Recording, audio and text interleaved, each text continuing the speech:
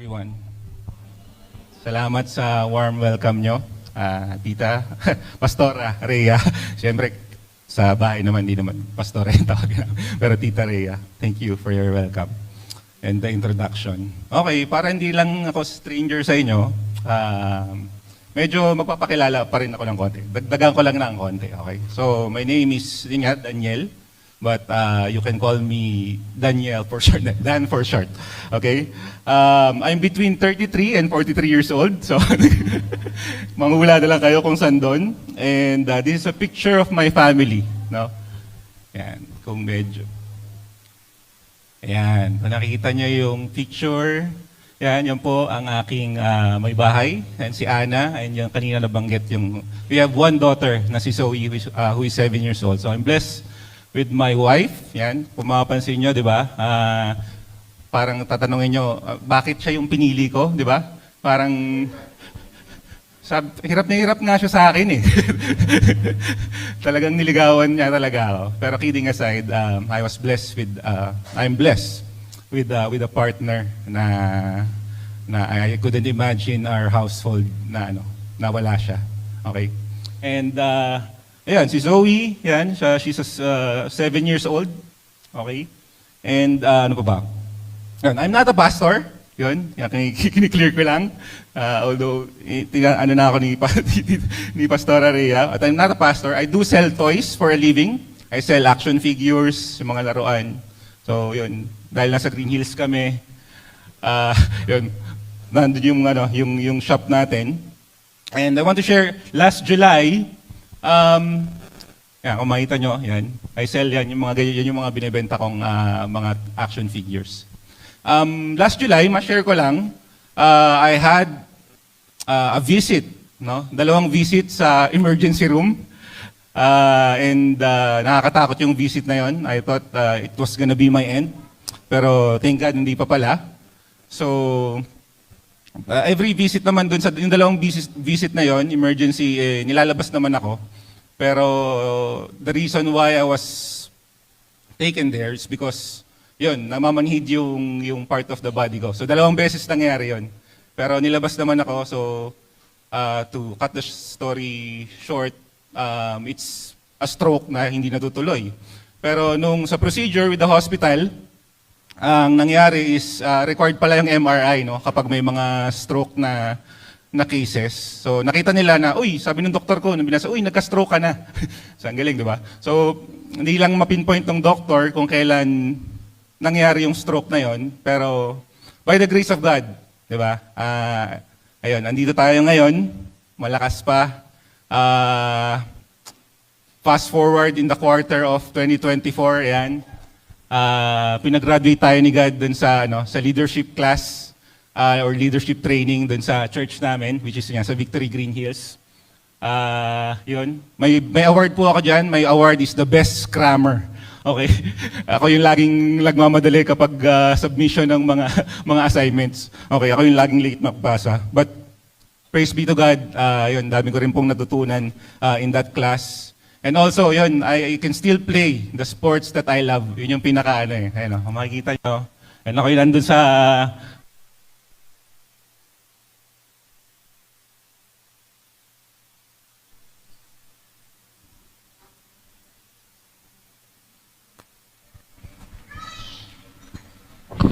So by the grace of God, it's only by the grace of God na malakas tayo ngayon.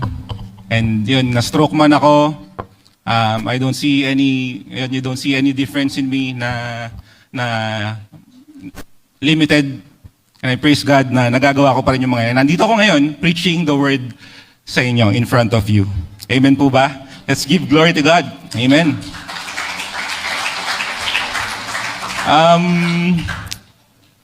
Yun nga, na-recognize na naman yung family, so hindi ko nagagawin yun. Who are with me, thank you sa pagsama nyo rin sa akin. So pag may maingay mamaya tawa, yun, sila yun, yung pamilya ko. But I want to acknowledge din si Tita Rhea. Yun nga, nung last December, tama ba? December or na sa reunion, so she presented the idea na, Daniel, baka pwede kang mag-share naman ng gospel sa church. Sabi ko, sige, pag-pray po natin, tita, tingnan natin. And yun nga, natuloy naman by the grace of God. Sabi ko, baka magkaroon ako nung mga members mo kasi may kilang ako mag-preach. Sabi ko gano'n. So tawa ng tawa si Pastora Rhea. So, ngayon, para mas matuwa kayo, iniklian ko pa yung message ko kasi nung nakita ko, 4 hours 4 hours yung na-prepare ko. So ngayon, medyo iniklian ko na, 2 hours na lang. Okay. Okay, pakilak na guys yung pinto para walang lumabas ng gawin. Pero joke lang po yun. But you're really blessed. No? You're really blessed to have Pastora Rhea and Pastor Rick here in your church. No? I remember pala nung bata ako, si Tita Rhea, parang she's the first influence kasi ng ng Christian sa family. So lahat sila magkakapatid, magkakasama kami sa isang bahay. And parang ito hindi ko makakalimutan na parang I heard Tita Rhea, parang nasa kwarto, umiiyak, tapos parang yung pala nagpe-pray pala siya. Kinatok ko yung yung pinto Sabi, uy, yun? Hindi ko alam kung sinong kapatid niya yung nagsabi na nagpe-pray si tita mo, ganun. So, and siya tsaka si Tita Rora, yung kambal niya, and of course, my parents din, they have been an influence din sa akin talaga, no? And yung pala yung mga influence na yun, like, they bring me sa Sunday school, binibigyan nila ako ng mga books na may memory verse, yung mga kokoloran ko, di ba, yung mga stories nila Noah, binibigyan nila ako ng crayon. So, I'm really thankful na may mga binigay si God in my life in those influences. Yung pala, seed pala yun, no, na tinatanim para sa atin ni God. So kung yun nga, kung may family kayo or may mga anak na dinadala sa church, tapos parang nakikita nyo ay parang hindi naman nagbago. Huwag kayong ma-discourage, okay? Lagi nyo lang dalhin sila dito. Hindi nyo alam yung seed na pinaplant sa kanila ni God. Amen? Amen. And yun nga, when we were talking last December with Tita Rhea, sobrang grabe yung mga na-share niyang stories. And ang masasabi ko lang yun, mahal kayo ng pastora nyo, mahal kayo ng mag-asawa na to. And sino yung nakaka-appreciate sa kanila? Sino ba? Sino sa inyo nakaka-appreciate kay Pastora Rhea? Yun. Diba? This is a couple na who loves Christ first and foremost and who loves you very much. Yun lang masasabi ko based on sa stories. So you need to really pray for them. Okay? So, ayun nga, can we all stand up as we read the Word of God? Our text for today will come from Romans 4, 3-5, and 9-11. Okay, if you have your Bibles, you can read with me. Ayan, pwede rin sa screen. So, okay, so Romans 4, 3-5, verse 3. For what does the scripture say? Abraham believed God, and it was counted to him as righteousness. Now to the one who works, his wages are not counted as a gift, but as his due. And to the one who does not work, but believes in him who justifies the ungodly, his faith is counted as righteousness. Tumalon po ako sa verse 9. Is this blessing then only for the circumcised, or also for the uncircumcised? For we say that faith was counted to Abraham as righteousness. How then was it counted to him? Was it before or after he had been circumcised? It was not after, but before he was circumcised. Last verse, he received the sign of circumcision as a seal of the righteousness that he had by faith while he was still uncircumcised. The purpose was to make him the father of all who believe without being circumcised, so that righteousness would be counted to them as well. Okay, let's pray lang po. Hallelujah, Lord. Lord, be glorified in our midst. As I speak your word, Lord, we pray, Lord, that it will minister, Lord, to everyone, Lord, here, even to myself, Father God. I pray, Lord, Holy Spirit, na you will continue to move as we listen, as I speak, Lord Jesus. And there will be power, Lord. It will impact, Lord, the lives, Lord, ng bawat puso, Panginoon, ng bawat kaisipan, Lord, na makakatanggap nito. And it's not I, Lord, na makita nila, but it is you, Panginoon. I must decrease, you will increase, Panginoon, more and more, Father God. I will not share any glory with you, but to you alone, Father God. And we offer this time to you, Lord. Be with us, Lord. In Jesus' name, this we pray. Amen. Okay, you can sit down na po. Okay, yung binasa po natin sa Romans. So just to give you a background of the book of Romans, ang Romans po ay sinulat ni Paul, si Apostle Paul. And ang readers niya or ang audience niya for these letters are, of course, mga taga-Rome. Okay, mga taga-Romans. But the Romans there are mixed Jews and non-Jews, okay? Meaning, ito yung mga Jews, ito yung mga sumusunod talaga doon sa traditional, sa mga utos ni Moses, yung mga Ten Commandments, and yung mga non-Jews, ito yung mga taga-ibang nation, di ba? Na convert, na nasharean ng gospel and naniwala kay Christ. Okay, so ito yung audience ni Paul. And the first 4 chapters of his letters, or yung first 4 chapters ng Romans, it talks about the righteousness of God, okay, and His people. Yun po ang pinaka-theme niya doon sa 4 chapters na yun. Now, in this chapter 4 na nabasa natin, nagsimula po si Paul. Ginamit niya yung story ni Abraham in the Old Testament. So, kinuwento ni Paul, sabi doon, ito yung story sa Genesis Dito yung ginamit ni Paul doon sa verse na yan. Nag-usap daw si God at si Abraham at that time. Yan. Diba? Yan po yung pinaka-HD na picture na nakuha ko kay Abraham at the moment. So, yan po siya. And he's looking at the stars. So, nag-uusap sila. Sabi ni God, in a vision, yun yung ganun yung setting, in a vision, do not be afraid. I am your shield. Sabi ganun ni God sa kanya. Your very great reward. Sabi ni Abraham pa nun, hindi pa Abraham pa lang. Sabi niya, Lord, paano mo kayo bibless? Wala akong anak. Ang magmamana nung mga ari-arian ko, yung servant ko, sabi niya ganun. Ngayon sumagot si God. Sabi ni God, look at the stars. Look how they shine for you. Okay, yung mga oldies, tanong nyo lang dun sa mga millennials para magets nyo. Pero sabi ni God, look at the stars. Sige, bilangin mo yung mga stars na nakikita mo. If you can, sabi nga ganon. So shall your offspring be.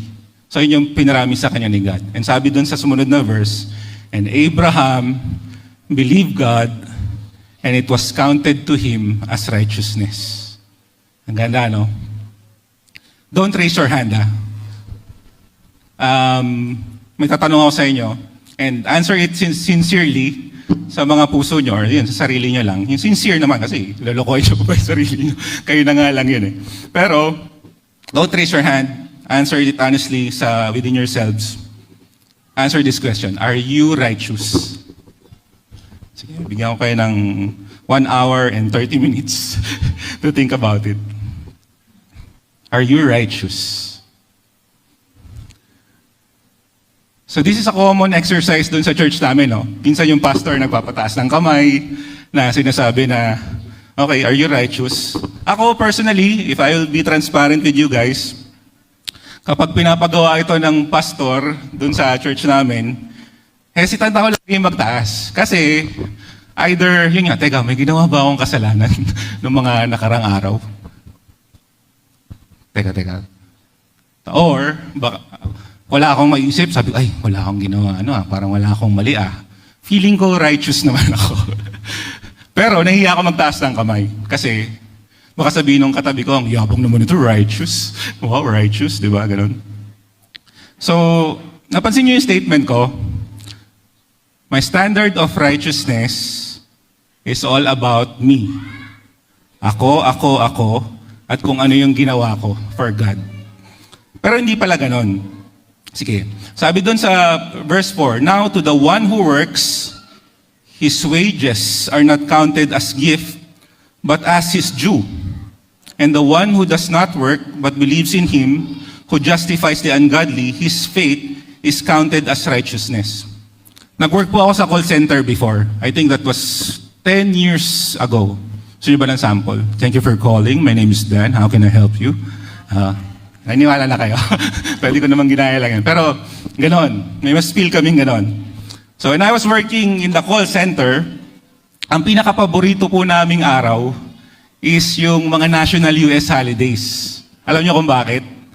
Kasi, ito yung mga araw na walang pumapasok na tawag. Walang calls. So, kami, iramihan natin yung word na petics. Di ba? Kung alam niyo yung word na petics, wala kang gagawin papasok ka sa opisina, wala kang gagawin, tapos double pay pa kasi holiday. Di ba? Sinong gusto ng trabaho? Sinong gusto ng trabaho? Taas ng kamay. Siya lang, sinilang, okay, sige. So, ganun. So, sobrang saya namin, no? Hindi lang ako. I think yun yung pinaka-perfect attendance yata ng team namin, no? Ng mga ganung dates. So, ganun. Yun yung pinaka-masarap na araw. Pero, pag kayo, di ba, sino yung mga employees here? Taas po yung kamay. Mga employees, di ba? You work for 9 hours siguro, minimum, no? So if you work for 9 hours, and then, pagdating ng payslip mo, nakita mo, ay, kulang yung yung sahod ko Grabe naman. Siyempre, takbo ka na kay HR, reklamo ka na, ba't kulang tong sahod ko? Hindi na nga ako nag-file ng OT nun Nag-OT nga ako nun pero hindi ko na lang final, tas kulang pa. Diba? So it's unfair, so it's unjust. So yun po yung sinasabi nung verse na yun. We are declared righteous when we believe. Okay? When we believe. Kapag naniwala tayo, when we put our faith in God, wala tayo kailangan gawin to be righteous. Wala tayong ambag dun. Si God yung gumagawa sa atin, or yung gumagalaw sa atin, ang nagde-declare sa atin as righteous. Abraham believed God. And it was counted to him, or counted or credited to him. Sa ibang verse, credited to him as righteousness. So yun po. And if you're thinking, Lord, I'll do good works para makabawi naman dun sa Meron ba mga ganon? I'll do works para makabawi naman dun sa mga pagkakamaling ginagawa ko. Or yun nga, para maging righteous ako, I'll put my works. So if you're thinking that way, anong sabi po dun sa Romans 3:23? Sabi po dun, for all have sinned and fall short of the glory of God. Even the best version of ourselves ay laging magfo-fall short dun sa standard ni God. Our God is, sabi nga nung kanta, di ba? You are King of Kings, di ba? He is the holiest. So all our efforts, whatever we do, kahit ikaw na yung version mo, siguro si Jonel, version 2, version 3, version 4, ikaw na yung pinakamabait na version of yourself. It will always fall short sa standard ng holiness ni God. And that's the reason why siya na yung gumawa ng paraan. Siya na yung gumawa ng paraan para sa atin. Para maging worthy tayo. Maging righteous tayo. Again, Abraham believed. And it was counted to him as righteousness. Amen po ba? Amen. That's why it is a gift. Diba? Regalo yun. Diba? Just like yung sinabi ko sa inyong holiday, diba? Wala kang ginagawa, tapos nagkaroon ka. It's a gift. Hindi mo kailangan pagtrabahuhan. It's a gift. Now, sa verse 9, sabi, is this blessing then only for the circumcised or also for the uncircumcised? For we say that faith was counted to Abraham as righteousness. Remember, yung readers po ng Romans is, di ba, Jews and non-Jews. So itong mga Jews na sanay sa law ni Moses, kasi inutusan sila na to be circumcised eh. So nagtatalo tong dalawang grupo na to. So sabi ng kabilang grupo, hindi, kailangan yung ma-circumcise para maging righteous kayo. Sabi naman ng mga non-Jew, hindi, righteous na kami kasi naniwala kami kay Jesus. So kinlarify ni Paul, di ba? Kinlarify ni Paul na hindi, faith was counted to Abraham nga as righteousness eh. Kaya niya sinabi yun, na huwag kayong mag-aaway. Hindi yung works nyo, hindi yung pagiging circumcised nyo or any works ang magpapa-righteous sa inyo or will bring righteousness sa inyo. So what is faith? Ang faith, nag-research po ako, sabi po sa Greek translation, it's pronounced as pistis, so meaning belief, trust, and confidence. Abraham believed God, and it was counted to him as righteousness. Wala pa po ginagawa si Abraham niya na. Naniwala lang po siya dun sa pinangako ng Diyos, naging righteous na siya. Hindi niya sinabi na, oh, Abraham, magbasa ka muna ng Bible mo. Abraham, mag-share mo muna yung gospel ko bago kita gawing righteous. Or mag-serve ka muna sa church. It's not about Abraham's work. Ginawa po siyang righteous ni God kahit wala pa po yung works. And what Abraham did is he believed. He believed. He had faith in God. There was an R&B singer and his name is R. Kelly. May nakakilala ba kay R. Kelly?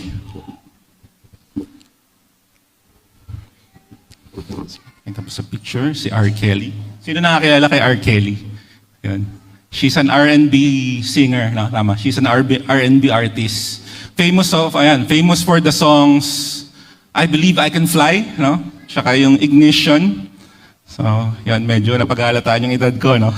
But, in 2002, this guy was arrested dahil may kumalat na video na may kasama siyang isang minor. So, I will not go into that details. And it was clear dun sa video na siya yung nasa video at may kasama siyang minor de edad. And he even wrote in his songs yung what transpired in how he responds or how he interacts with minor children. Okay? So, sa madaling sabi, totoo naman na ginagawa ito. But sadly, in this particular case, in 2002, ang nangyari po is na-acquit po itong taong ito sa lahat ng kanyang charges. Parang nakakasadya, no? Pero by the grace of God, nakulong pa rin po siya kasi may iba namang kaso na nasampa sa kanya na related cases. But, parang in a similar way, ito po yung kalagayan natin eh. Diba? The judge has the authority to declare if you're guilty or not. Diba? And this is a similar picture of us before God. It doesn't mean that we have not sinned, or perfect tayo, or mabait tayo. It doesn't matter. But by putting our faith in Jesus and what He has done in the cross, He has declared us not guilty. So parang si R. Kelly, may kasalanan ka, pero yung sinabi ng judge na okay, you're not guilty, wala, abselto ka sa punishment, hindi ka makukulong. And that's the same. That's our situation before God. Lahat naman tayo, nagkamali. Lahat naman tayo nagkasala. Lahat naman tayo, we are sinful. But when we put our faith in Christ, this is the time na dineclare ni God na, okay, Dan, you are righteous because you have put your faith in me. And it's the same for every believer here na ginawa yun. Ganun ka-powerful po yung ginawa ni Christ sa cross. And it's the only reason now that we are righteous. And sana, yun nga, pwede ko nang tapusin yung message na okay, binatawad tayo ni God, righteous na tayong lahat. But hindi po nagtatapos doon.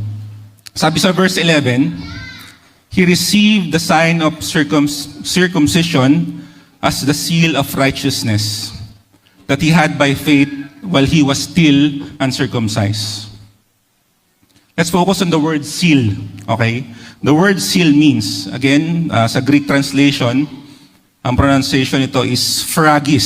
Sphragus. Sabi niyo, sphragus. Yan, dahan-dahan lang baka huwag niyong gagamitin yung sa labas, baka sabihin, may ibang sinasabi ito si brother. So, sphragus. So, the meaning is a seal, a signet ring, the impression of a seal, or that which the seal attests the proof. Last December, hindi ko alam kung sino nakatanggap dito, nilabas ng Bangko Sentral ng Pilipinas yung bagong Polymer 1000. Yan. Sino meron dito ngayon? Ay, ayaw magtaas. Hindi ko naman tatanong kung willing kayo ibigay dun sa katabi mo eh. Pero, It's dahil brand new to, naglabas din si BSP or si Bangko Sentral ng Pilipinas ng rules. Paano nyo madetect kung fake siya or hindi? Kasi syempre marami ring manloloko na naglabas din ng fake money. So sabi doon, one of my favorite na ways to check is that, ayun, sabi, doon daw sa yan, yung seal na yan, if you have 1,000 peso na bago, you can try it later. Sabi, yung seal na yan, the Republic of the Philippines seal, kapag medyo ginanon-ganon mo daw, nag-iiba daw yung texture, yung kulay. So, yun, it's one of the features na pwede mong malaman kung totoo siya or hindi. And I think yun din yung sinasabi doon sa verse 11 na receive the sign of circumcision as a seal.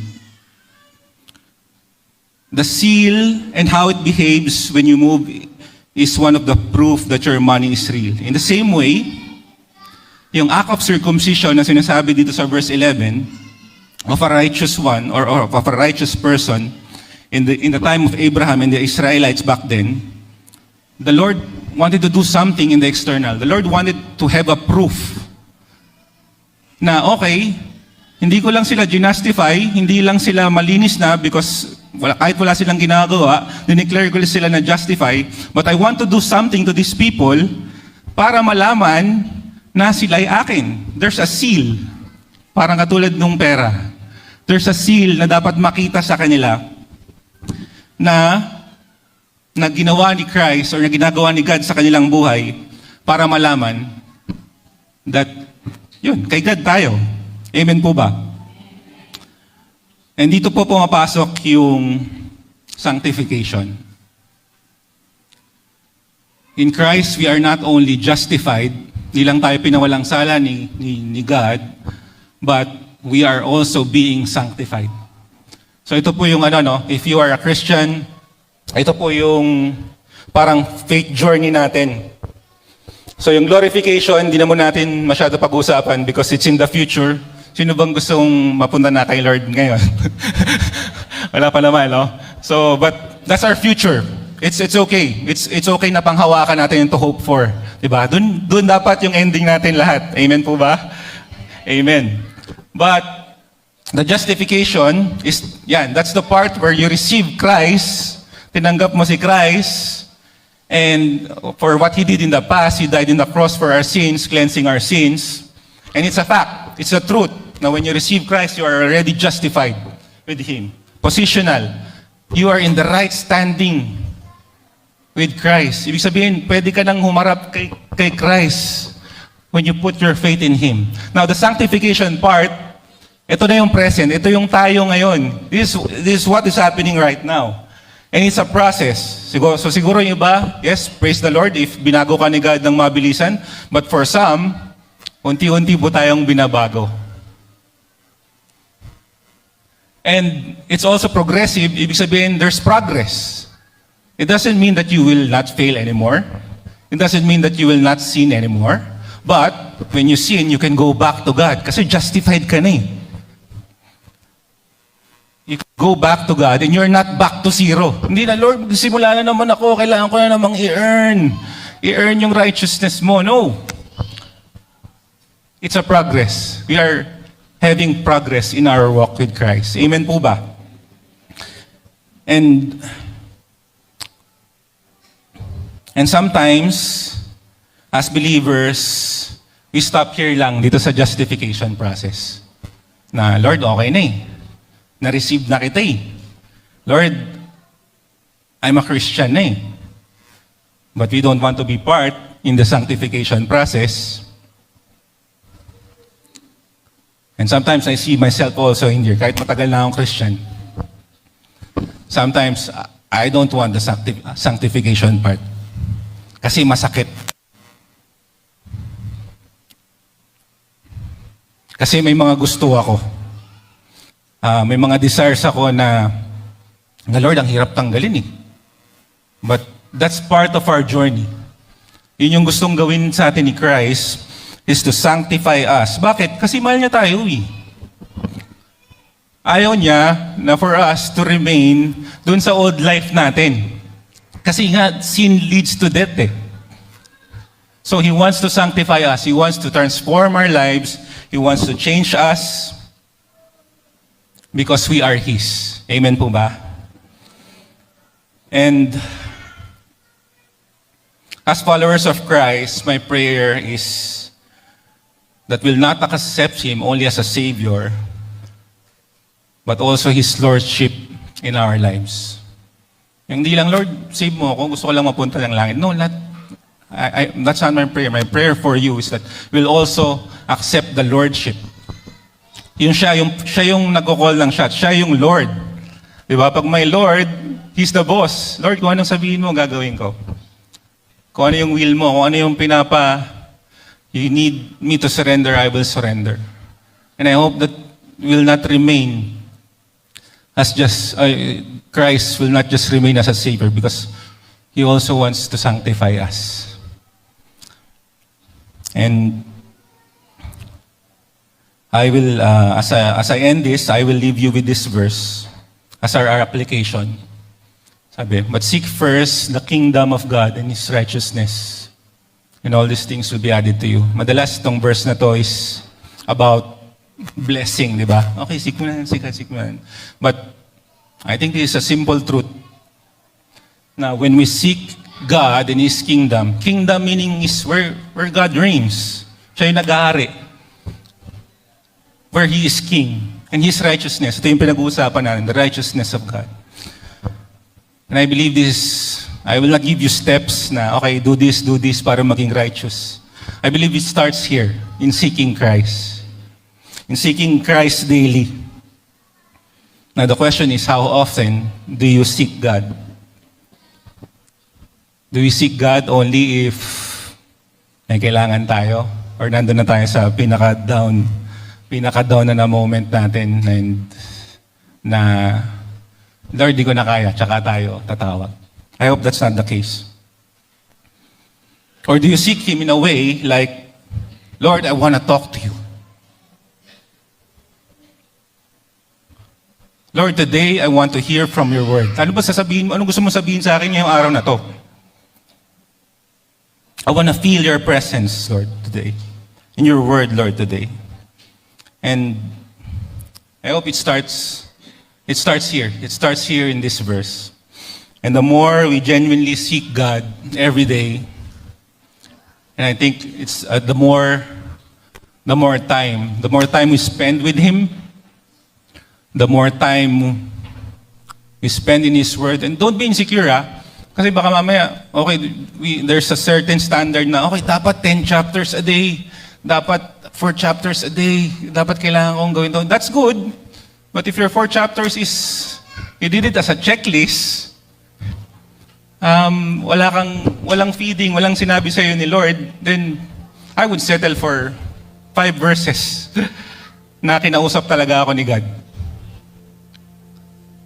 And I think as a church and as followers of God, this is what we need, is to seek God. Ito yung basic. Seek God every day. Seek God. His kingdom, His righteousness. And I want to minister to 2 group of people ngayon. Sige po, let's all stand up po.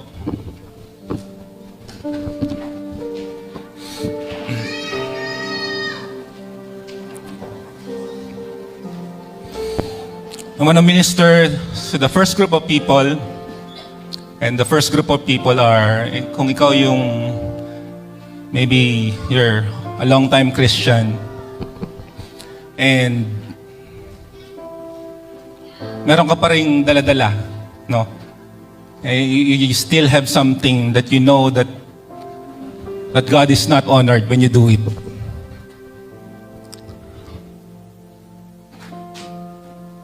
And with every head bowed down and eyes closed, if you're that person that you want to surrender, that's something, okay? Matagal ka ng Christian na, Lord, matagal ka ng itong lagi akong nadadapa, lagi akong nagfe-fail in this area of my life.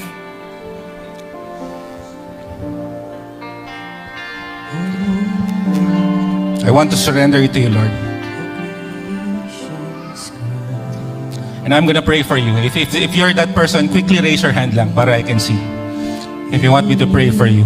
I'm gonna raise my hand because I know God is working also in things in my life. So if you're that person, and you know that God is still dealing with something in you. Yes. Sige, I see those hands. Thank you. And I'm gonna pray for you. Lord, you see our lives, Lord, wala pong natatago sa'yo. Wala pong secret, Lord. And you can see, Lord, how we live for you. And we want to repent, Father God. We want to repent, Lord, of our sins, Lord. And those things na it seems like parang paulit-ulit. It seems like, Lord, na hindi kami makawala. But Lord, there's freedom, Panginoon. There's freedom.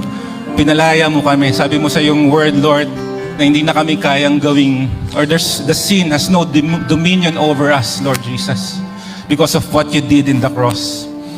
And that's our prayer, Lord God.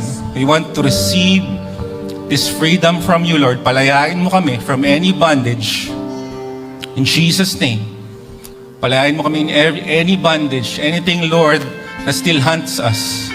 If there's condemnation, Lord, there is no condemnation sa bawat naniniwala kay Christ. No matter how much you have sinned, there is no condemnation. Mahal ka pa rin ng Panginoon. And He wants to sanctify you.